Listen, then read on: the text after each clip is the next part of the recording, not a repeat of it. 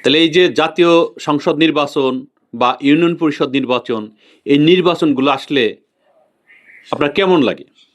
নির্বাচনটা একটা উৎসাহ জিনিস, মানে নির্বাচনে থাকলে আমাদের অনেক ভালো লাগে।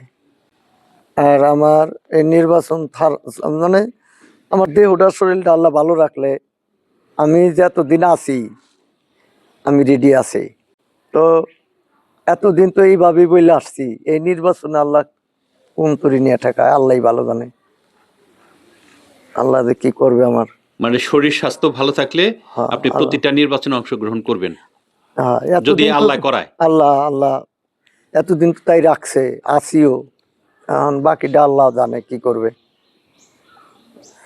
এই জাতীয় সংসদ নির্বাচনে আপনি যে স্বতন্ত্র প্রার্থী হয়েছেন, এমপি প্রার্থী হয়ে মানিকগঞ্জ 1 আসনের জনগণের জন্য আপনি কি বলতে চান? মানিকগঞ্জ 1 আসনের জনগণ যদি আমাদের এই দেখা যাইতেছে আমার ভাগ্য যদি ফুইলা উঠে, তাহলে আমি জনগণের জন্য আমি করব, তারই দাসতাই করব। তো আমাদের নবলালুস আমাদের শেষ, বাঁচার দিনও শেষ। কারণ এখন সময় হয়ে গেছে, কখন যাত্রী আমরা কখন যাত্রী হয়ে গেছি, আর সময় নাই। তবে আমি মানুষের জন্য যদি আল্লাহ আমাদের মানুষের সেবাটুকু কইরা দুনিয়া থেকে যাইবার দেয়, আমি আলহামদুলিল্লাহ।